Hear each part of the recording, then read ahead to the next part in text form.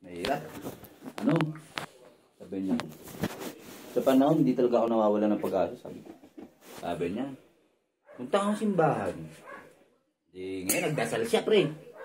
Sabi niya, sa simbahan, nakalood siya. Lord, ano po, sana po, bigyan niyo po ako ng blessing kahit ano na lang po, pangkain lang, kahit pera po, maliit o malaki. Eh, sa likod niya may pulis, pre. Narinig siya. Naawa sa kanya. Sige. Ngayon, inabang sa labas. Pagdating ng abang sa labas, iyo, tara. Bakit? Bakit po, sir? Ito. Sakto. May 500 pa ako. Bigay ko sa'yo pagkain mo. Di umalis niya yung pulis. Bumalik siya dun sa altar. Sabi niya, Lord, thank you po. Sana po, sa susunod magbigay po kayo, yung hindi na nakutongan. Baka sa pibuto eh. Nabawasan 500.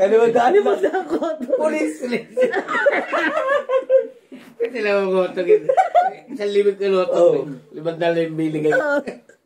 Yun. So, ano sabi mo? Tapos meron pa yun, pre? Sa kapis ulit. Sa kapis ulit. Inom mo na ako, saglit. Kaya baliktad na si John yun.